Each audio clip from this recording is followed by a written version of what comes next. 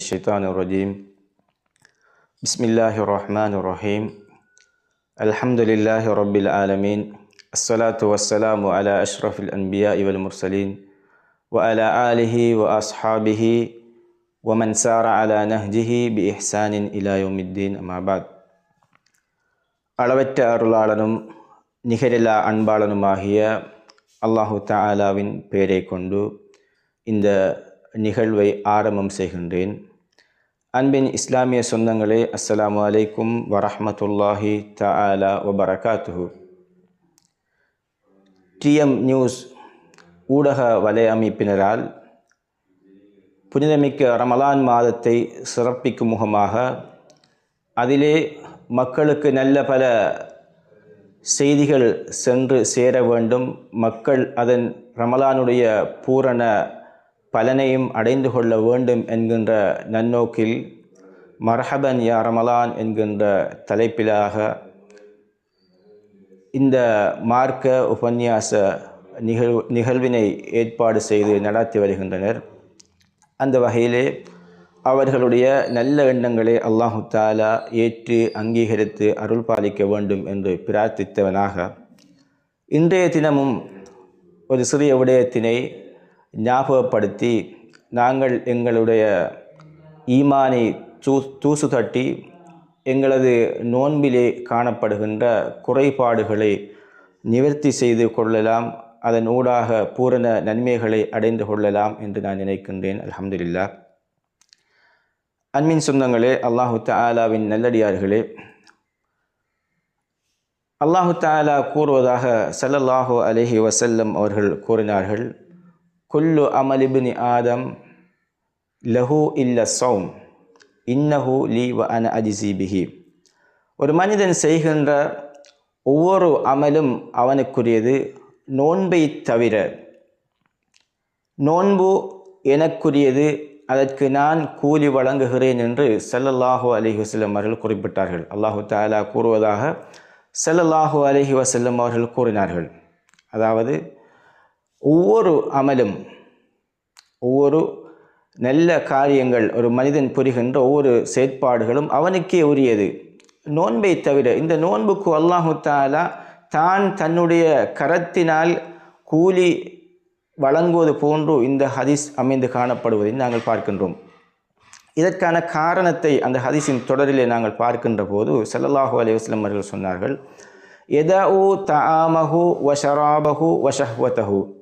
அந்த மனிதன் தன்னுடைய உணவை தவிர்த்து கொள்கிறான், தன்னுடைய குடிபானத்தை தவிர்த்து கொள்கிறான், அதே போன்று அவனுடைய ஆசைகளையும் அவன் தவிர்த்து கொள்கிறான். இதனால் அல்லாஹு தஆலா சொல்கிறான், நான் அவனுக்கு கூலி கொடுக்கிறேன். இப்படியாக ஸல்லல்லாஹு அலைஹி வஸல்லம் அவர்கள் சொன்னார்கள். இது ஹதீஸுல் குத்ஸி ஒன்று.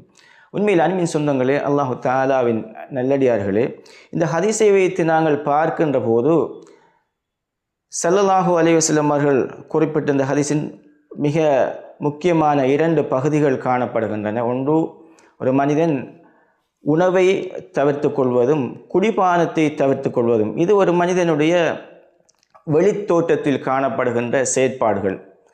அதே போன்று வஷஹ்வதஹு என்பது ஒரு மனிதன் அவனுடைய ஆசைகளை அல்லாஹ்வுக்காக விட்டு விடுவது. இது உள்ளத்தோடு தொடர்பட்ட மறைமுகமான விடயமாக இருக்கின்றது. அப்போ வெளித்தோற்றம், அதே போன்று வெளியிலே ஒரு மனிதன் செய்கின்ற அமல்கள், அதே போன்று மனிதனுடைய உள்ரங்கமான உள்ளத்தில் ஏற்படுகின்ற மாற்றம், இந்த இரண்டும் சேருகின்ற போதுதான் அவனுடைய நோன்பு பூரணம் ஆகுகிறது. அப்போதுதான் அல்லாஹு தஆலா அவனது கரத்தால் அந்த மனிதனுக்கு கூலியை வழங்குகிறான் என்கின்ற அந்த விடயத்தினை நாங்கள் இங்கே புரிந்து கொள்ள முடிகிறது. அன்பின் சொந்தங்களே, அந்த வகையில் ரமலான் வந்துவிட்டால் நாங்கள் எல்லோரும் பகல் காலங்களிலே நோன்பு இருக்கின்றோம், இரா காலங்களிலே நின்று வணங்குகிறோம், தராவிஹ் தொழுகைகளிலே ஈடுபடுகிறோம், அல் குர்ஆனை நாங்கள் முடிந்தவரை ஓதுகிறோம். எந்த அளவுக்கென்றால், ஒரு தடவையேனும் இந்த அல் குர்ஆனை ஓதி முடிக்க வேண்டும் என்கின்ற அந்த ஆசையில், ஆர்வத்தில் நாங்கள் அந்த அல் குர்ஆனை புரட்டி ஓதிக்கொண்டிருக்கின்றோம். முடிந்தவரை திக்ர்கள் செய்கிறோம், பள்ளிவாசல்களிலே நேரத்தை ஒதுக்குகிறோம். இப்படியாக நாங்கள் வெளியிலே தெரிகின்ற அந்த செயற்பாடுகளை நாங்கள் செய்கின்றோம், அமல்களை நாங்கள் புரிகின்றோம். ஆனால் இவற்றுக்கு மேலாக இவை செய்யப்பட வேண்டிய விடயங்கள் தான். இவற்றுக்கு மேலதிகமாக நாங்கள் எங்களது உள்ளத்தோடான சில விடயங்களை மேற்கொள்கின்ற போதுதான் நிச்சயமாக எங்களுடைய இந்த நோன்பு பரிபூரணம் அடையும் என்பதனை நாங்கள் புரிந்து கொள்ள வேண்டும். அந்த வகையில் அல்லாஹு தஆலா ஒவ்வொரு மனிதனுடைய ஆசைகளையும் இந்த நோன்பின் ஊடாக கட்டுப்படுத்த விரும்புகிறான், அதனை நிறைப்படுத்த விரும்புகிறான். அந்த வகையில் தான் மனிதன் ஆசைகளை இங்கே விட்டு கொடுக்கிறான் அல்லாஹ்வுக்காக. இந்த மாதத்திலே அல்லாஹ்வின் ஆசைகளை அவன் தன்னுடைய வாழ்க்கையிலே கொண்டு வருவதற்கு முயற்சிக்கின்றான், விரும்புகிறான். அந்த வகையில் அல்லாஹ்வின் ஆசைகள் என்ன என்பதனை இந்த மாதத்தில் அல்லாஹு தஆலா இந்த மனித சமூகத்துக்கு இறக்கி அருளினான். அதுதான் அல் குர்ஆன். அந்த அல் குர்ஆன் முற்றுமுழுதாக அல்லாஹ்வினுடைய ஆசைகள், விருப்பங்கள் எவை, அதிலே அல்லாஹு தஆலா விரும்பாத, வெறுக்கின்ற, அவன் தடுக்கின்ற விடயங்கள் எவை என்கின்ற விடயங்கள் அங்கே அழகாக பொதிந்து காணப்படுகின்றன. இந்த ஆசைகளை மனிதன் தன்னுடைய வாழ்க்கையிலே செயற்படுத்த வேண்டும் என்பதற்கான ஒரு பயிற்சி கூடமாக இந்த ரமலான் காணப்படுகிறது. அதிலே நோக்கப்படுகின்ற நோன்பு மனிதனை அதற்காக பக்குவப்படுத்துகிறது. அந்த வகையில் நோன்பிருக்கின்ற ஒரு மனிதன் வெறுமனே தாகத்தோடும் வெறுமனே அவன் பசியோடும் இருப்பானேயானால் அவனுடைய உள்ளத்தில் ஏற்படுகின்ற பிழையான அந்த காரியங்களில் இருந்து அவன் விலகாமல் வெறுமனே பசியோடும் தாகத்தோடும் இருப்பானேயானால் அந்த நோன்பு நிச்சயமாக பூரணத்துவம் அடையாது என்பதை நாங்கள் புரிந்து கொள்ள வேண்டும். அந்த வகையில் உள்ளத்திலே கொண்டு வர வேண்டிய ஒரு சில மாற்றங்களை இந்த சந்தர்ப்பத்தில் நான் நினைவுபடுத்த விரும்புகின்றேன். அந்த வகையில் நாங்கள் எல்லோரும் எங்களது உள்ளத்திலே முதலில் மற்றவர்களை பற்றிய பிழையான சிந்தனைகளை இல்லாமல் செய்துவிட வேண்டும். மற்றவர்களை பற்றிய பிழையான சிந்தனைகளை நாங்கள் இல்லாமல் செய்துவிட வேண்டும். இது எங்களது உள்ளத்திலே நாங்கள் ஏற்படுத்த வேண்டிய மிக முக்கியமான ஒரு மாற்றமாக இருக்கிறது. பிறரை பற்றிய பிழையான எண்ணங்கள், பிறரை பற்றிய தேவையில்லாத சிந்தனைகள், இந்த சிந்தனைகளோடு நாங்கள் நோன்பு இருப்பதன் ஊடாக அல்லாஹ்விடத்திலே எந்த அளவுக்கு நன்மைகளை பெற்றுக்கொள்வோம் என்பதனை நாங்கள் சிந்தித்து பார்க்க வேண்டும். ஏனென்று சொன்னால் இன்று நாங்கள் பார்க்கின்றோம், பலரை பற்றிய பிழையான எண்ணங்களோடு தான் வாழ்ந்து கொண்டிருக்கிறார்கள். இதன் விபரீதங்களை நாங்கள் சமூக ரீதியாக பார்க்க முடியுமாக இருக்கிறது. அல் குர்ஆன் அழகாக சொல்கிறது, யா அய்யுஹல்லதீன ஆமனு இஜ்தனிபு கஸீரம் மினல், அதிகமாக பிழையாக சிந்திப்பேனை, பிழையான எண்ணங்களை நீங்கள் தவிர்த்து கொள்ளுங்கள். இன்ன பஅலல்லன்னி இஸ்முன், நிச்சயமாக இப்படியான எண்ணங்கள் எல்லாம் பாவமாக இருக்கிறது என்று அல் குர்ஆனிலே அல்லாஹு தஆலா குறிப்பிடுவதை நாங்கள் பார்க்கின்றோம். அதே போன்றான் ஸல்லல்லாஹு அலைஹி வஸல்லம் அவர்கள் சொன்னார்கள், அதிகமாக பிழையான எண்ணங்களை நீங்கள் தவிர்த்து கொள்ளுங்கள், அது பேச்சுக்களிலே மிக மோசமானதாக அல்லது பேச்சுக்களிலே மிகவும் பொய்யானதாக இருக்கிறது என்று ஸல்லல்லாஹு அலைஹி வஸல்லம் அவர்களும் குறிப்பிட்டிருக்கிறார்கள். அன்பின் சொந்தங்களே, அல்லாஹு தஆலாவின் நல்லடியார்களே, உண்மையிலேயே அடுத்த மனிதனை பற்றிய நல்ல சிந்தனை எங்களை சொர்க்கம் கொண்டு சேர்க்கும் என்பதற்கும் நிறைய சம்பவங்கள் இருக்கின்றன. நாங்கள் அறிந்த ஒரு சம்பவம் தான். ஒரு தடவை ஸல்லல்லாஹு அலைஹி வஸல்லம் அவர்கள் சொன்னார்கள், நீங்கள் சுவர்க்கவாதியை பார்க்க வேண்டுமானால் இப்போது ஒரு மனிதர் வருவார், பார்த்து கொள்ளுங்கள் என்று சொன்னார்கள். அப்போது சஹாபாக்கள் பார்க்கிறார்கள், அங்கே ஒரு மனிதர் வருகிறார், வந்து பள்ளியிலே தொழுது விட்டு செல்கிறார். அடுத்த நாளும் இதே நிகழ்வு நடைபெறுகிறது. மூன்றாவது நாளும் இதே நிகழ்வு நடைபெறுகிறது. இதனை அவதானித்த அப்துல்லா இப்னு அம்ர் இப்னு ஆஸ் ரலியல்லாஹு தஆலா அன்ஹு அவர்கள் அந்த குறித்த நபித்தோழரின் வீட்டுக்கு 3 நாள் விருந்தாளியாக செல்கிறார்கள். இவர் பிரத்யேகமாக என்ன அமல் செய்கிறார் என்பதனை அறிந்து கொள்வதற்காக, பார்ப்பதற்காக செல்கிறார். அனுமதி பெற்று 3 நாட்கள் அவருடைய வீட்டிலே தங்குகிறார். இவர் பிரத்யேகமான எந்த ஒரு அமலையும் கண்டுகொள்ளவில்லை. இறுதியாக குறித்த சஹாபியிடம் சொல்கிறார், உங்களை பற்றி ஸல்லல்லாஹு அலைஹி வஸல்லம் அவர்கள் இப்படி சொன்னார்களே, என்ன காரணம் என்று கேட்கின்ற போது அவர் சொல்கிறார், நான் தூக்கத்துக்கு செல்கின்ற போது மற்றவர்களை பற்றிய பிழையான எண்ணங்கள் அனைத்தையும் என்னுடைய உள்ளத்திலே இருந்து எடுத்து விடுவேன். அவர்களை பற்றிய தேவையில்லாத சிந்தனைகளை அப்படியே அகற்றிக் கொள்வேன். நான் இறுதியாக அல்லாஹ்விடத்திலே பிரார்த்தனை செய்வேன், யா அல்லாஹ், இவரை பற்றிய என்னுடைய இந்த சிந்தனையை நீ என்னுடைய உள்ளத்திலே இருந்து இல்லாமல் செய்துவிடு என்று பிரார்த்தித்து விட்டு நான் தூங்கி விடுகிறேன். இந்த செயற்பாடுதான் எனக்கு ஒருவேளை சொர்க்கத்தை பெற்று தந்திருக்கும் என்று அவர் கூறுகிறார். எனவே அன்பின் சொந்தங்களே, அல்லாஹ்வின் நல்லடியார்களே, இங்கே நாங்கள் சிந்திக்க வேண்டிய விடயம் என்னவென்று சொன்னால், நாங்கள் நோன்பு நோற்றிருக்கின்றோம், பசியோடும் தாகத்தோடும் இருக்கிறோம். ஆனால் எங்களுடைய உள்ளத்திலே மற்றவர்களை பற்றிய பிழையான தேவையில்லாத சிந்தனைகள் இருக்கின்ற போது எப்படி நாங்கள் சொர்க்கம் நுழைய முடியும்? எப்படி நாங்கள் நாளை மறுமையிலே அல்லாஹ்வுடைய கரத்தால் கூலியை பெற்றுக்கொள்ள முடியும் என்பதுதான் இங்கே நாங்கள் சிந்திக்க வேண்டிய விடயமாக இருக்கிறது. மற்றவர்களை பற்றிய பிழையான சிந்தனை, அவன் இப்படிப்பட்டவன், அவன் பிறந்தது எனக்கு தெரியும், அவன் வளர்ந்தது இப்படி தெரியும், அவனுடைய வருமானம் இப்படித்தான் இருக்க வேண்டும், இல்லாவிட்டால் அவனுக்கு எப்படி இவ்வளவு தொகை வர முடியும் என்றெல்லாம் நாங்கள் மிக இலேசாக பேசிவிடுகிறோம். மற்றவர்களை பற்றிய பிழையான சிந்தனை, அந்த சிந்தனையை மற்றவர்களுக்கும் நாங்கள் கொடுத்து விடுகிறோம். இது மிகப்பெரிய ஒரு மோசமான செயற்பாடாக இருக்கிறது. நாளை மறுமையிலே நாங்கள் அல்லாஹ்விடத்திலே இதற்காக நாங்கள் பிடிபட்டு விடுவோம். எனவே அன்பின் சொந்தங்களே, இந்த சிந்தனையை நாங்கள், இந்த நிலைமையை நாங்கள் எங்களது உள்ளத்திலே மாற்றிக்கொள்ள வேண்டும். உள்ளம் பக்குவப்பட வேண்டும், உள்ளம் சீர்திருந்த வேண்டும், அது உள்ளமும் நோன்பிருக்க வேண்டும். அப்போதுதான் எங்களது நோன்பு பரிபூர்ணம் அடையும் என்கின்ற அந்த சிந்தனையை நாங்கள் எங்களது உள்ளத்தில் வரவழைத்துக் கொள்வோம். அடுத்த ஒரு விடயம்தான், இரண்டாவது விடயம், நான் என்ற அந்த ஒரு பெருமிதம், நான் தான் என்ற ஒரு கர்வம் உள்ளத்தில் பலரிடத்திலே இருக்கிறது. இதனையும் இந்த நோன்பு இல்லாமல் செய்வதற்கு முயற்சிக்கிறது. பலர் நோன்பிருக்கிறார்கள், ஆனால் உள்ளத்தில் நான் தான் என்ற அந்த சிந்தனையோடு வாழ்ந்து கொண்டிருக்கிறார்கள் என்று நாங்கள் சமூக மட்டத்தில் பார்க்கலாம், நிர்வாக ரீதியாக நாங்கள் பார்க்கலாம். ஒரு தொழிலாளி முதலாளியை பார்க்கின்ற விதம், ஒரு ஆசிரியர் மாணவரை பார்க்கின்ற விதம், ஒரு அதிபர் ஆசிரியர்களை, இப்படியாக நாங்கள் தொழில் நிறுவனங்களிலே அல்லது குடும்பத்தில் நாங்கள் பார்க்கலாம். நான் தான் குடும்பத்தில் மூத்தவன் என்கின்ற அந்த பெரியதனம், இப்படியாக மற்ற மனிதர்களை தாழ்வாக நினைப்பதும், நான் தான் பெரியவன் என்று நினைக்கின்ற அந்த சிந்தனையும் நிச்சயமாக நாளை மறுமையிலே எங்களை சொர்க்கம் நுழைய விடாது என்பதனை ஸல்லல்லாஹு அலைஹி வஸல்லம் அவர்கள் அழகாக சொல்லி இருக்கிறார்கள். லா யதுகுலுல் ஜன்னத மன் கான ஃபீ கல்பிஹி மித்காலு தர்ரத்தின் மின் கிபர். ஸல்லல்லாஹு அலைஹி வஸல்லம் அவர்கள் சொன்னார்கள், யாருடைய உள்ளத்தில் அணுவளவேனும் பெருமைத்தனம் பெரியதனம் இருக்கின்றதோ அவர் நாளை மறுமையிலே சுவனம் நுழைய மாட்டார் என்று. அப்போது இருந்த ஒரு சஹாபி கேட்கிறார், யா ரசூலல்லாஹ், இன்ன ரஜுல் யுஹிப்பு அன் யகூன ஸௌபுஹு ஹஸனா வ நஅலுஹு ஹஸனதன். அவர் கேட்கிறார், யா ரசூலல்லாஹ், எங்களிலே ஒரு மனிதர் அவருடைய ஆடை அழகாக இருக்க வேண்டும் என்று விரும்புகிறார், அவருடைய பாதணிகள் அழகாக இருக்க வேண்டும் என்று ஆசைப்படுகிறார், இதுவும் பெருமையாகுமா என்று ஸல்லல்லாஹு அலைஹி வஸல்லம் அவர்களை பார்த்து கேட்டபோது ஸல்லல்லாஹு அலைஹி வஸல்லம் அவர்கள் சொன்னார்கள், அல் கிப்ரு பத்ருல் ஹக்கி வ கம்துன் நாஸ்.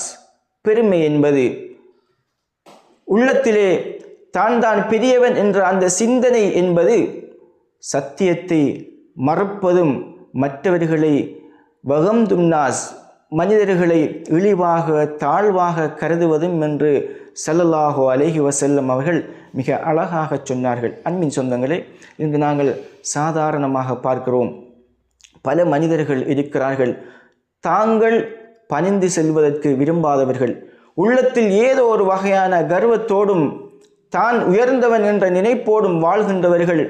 நான் இந்த நிர்வாகத்துக்கு பெரியவன், நான் ஊருக்கு தலைமை வகிப்பவன், நான் ஆட்சியாளன், நான் அதிகாரத்தில் இருக்கின்றவன், எனவே நான் அவனை பார்த்து சிரிப்பதற்கு எனக்கு என்ன தேவை இருக்கிறது, இவன் யார், என்னுடைய பட்டம் என்ன, என்னுடைய பதவி என்ன என்று சிந்திக்கின்றவர்கள் மற்றவர்களை அவர்களுடைய ஆலோசனைகளை கூட கேட்க மாட்டார்கள், அவருடைய முகத்தை பார்த்து சிரிக்க கூட மாட்டார்கள். அந்த அளவுக்கு வாழ்கின்ற பலரை நாங்கள் இந்த சமூகத்தில் பார்க்கிறோம். அன்பின் சொந்தங்களே, அல்லாஹு தஆலாவின் நல்லடியார்களே, இந்த மனோநிலை, இந்த மனோநிலையை உள்ளத்தில் வைத்து கொண்டு நாங்கள் எத்தனை நோன்புகள் தான் நோற்றாலும் அவை அல்லாஹ்விடத்திலே எந்த அளவுக்கு ஏற்றுக்கொள்ளப்படும் அல்லது பெறுமதியானதாக இருக்கும் என்பதனை நாங்கள் சிந்திக்க வேண்டும்.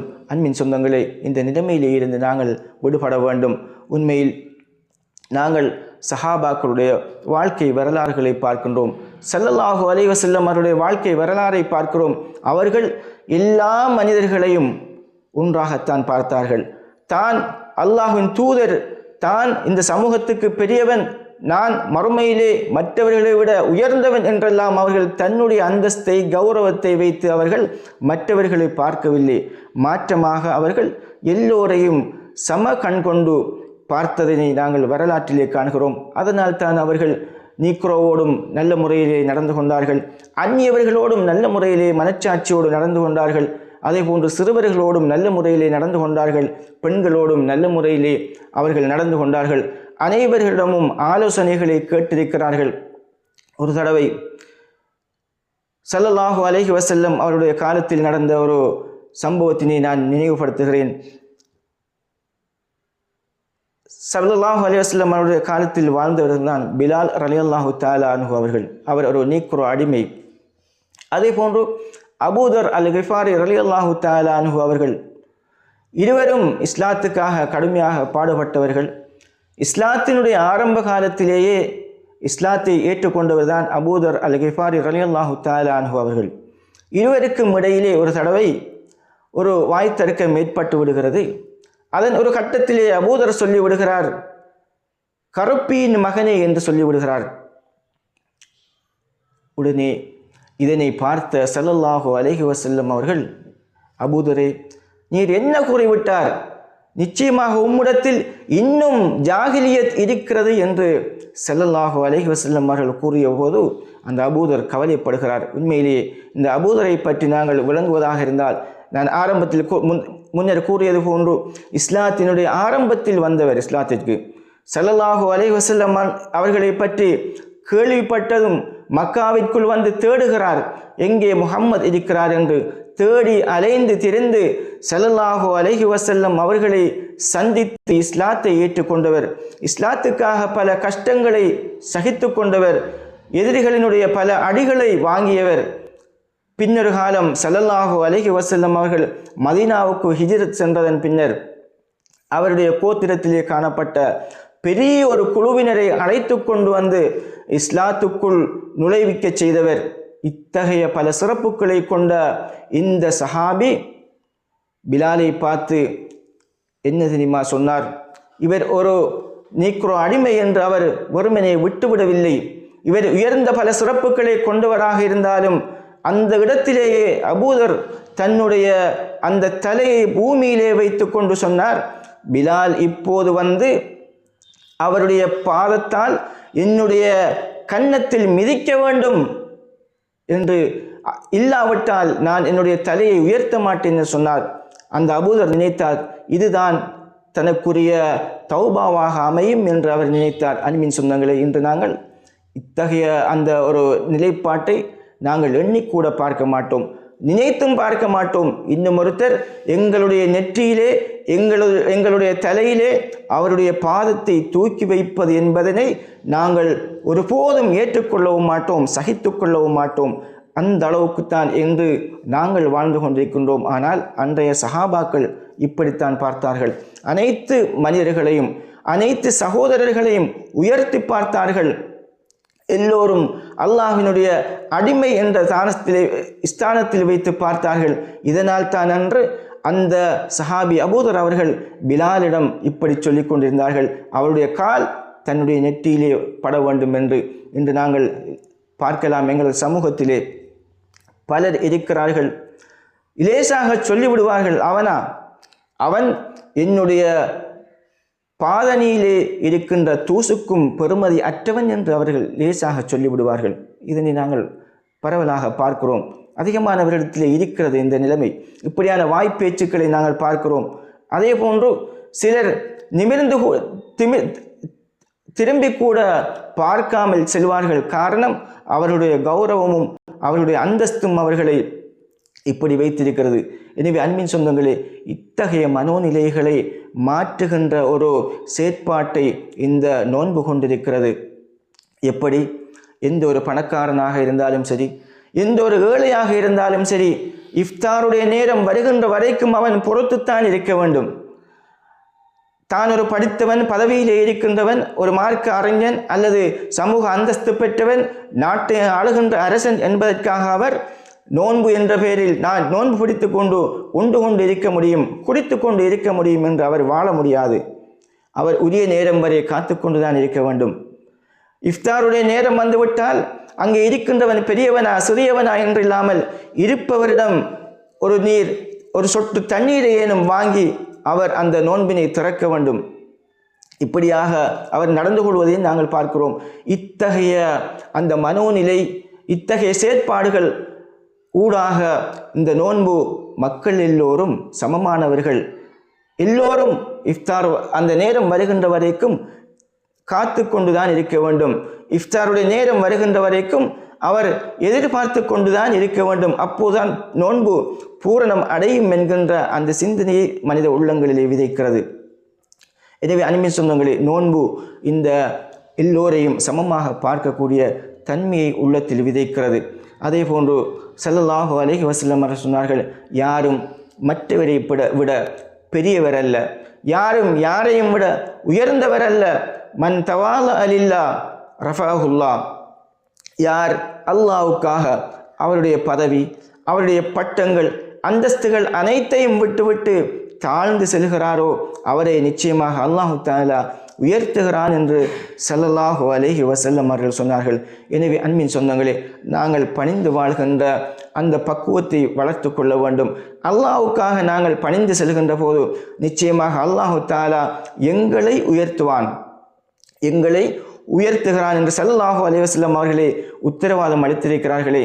அதே போன்று இன்னொரு தடவை ஸல்லல்லாஹு அலைஹி வஸல்லம் அவர்கள் கூறினார்கள், யார் உயர்ந்து செல்ல நினைக்கிறாரோ, யார் தன்னை உயர்த்தி கொள்கிறாரோ அவரை அப்படி அடிமட்டத்திற்கு தாழ்த்தி விடுவது அல்லாஹ்வினுடைய கடமையாக இருக்கிறது என்று ஸல்லல்லாஹு அலைஹி வஸல்லம் அவர்கள் கூறினார்கள்.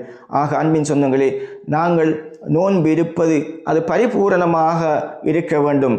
அது பரிபூரணம் என்று சொன்னால் வெறுமனே தாகத்தோடும் வெறுமனே பசியோடும் இருப்பதாக மாத்திரம் இருந்து விடாமல், அல் குர்ஆனை ஓதுவதற்கு நாங்கள் எந்த அளவுக்கு முக்கியத்துவம் கொடுக்கின்றோம், இரவு நேரங்களிலே நாங்கள் நின்று வணங்குவதற்கு எந்த அளவுக்கு முக்கியத்துவம் கொடுக்கிறோமோ, அதே போன்று இன்னொரு நற்காரியங்களை செய்வதற்கு நாங்கள் எந்த அளவுக்கு முக்கியத்துவம் கொடுக்கின்றோமோ அதே போன்று எங்களது உள்ளத்தை பக்குவப்படுத்துவதற்கும் நாங்கள் முக்கியத்துவம் கொடுக்க வேண்டும். அப்போதுதான் நிச்சயமாக இந்த நோன்பு பரிபூரணம் அடையும். அப்போதுதான் நாங்கள் ரமலானின் பூரண பலனை அடைந்து கொள்வதற்கு வழி ஏற்படும் என்பதை நாங்கள் உள்ளத்தில் ஆழமாக புரிந்து கொள்ள வேண்டும்.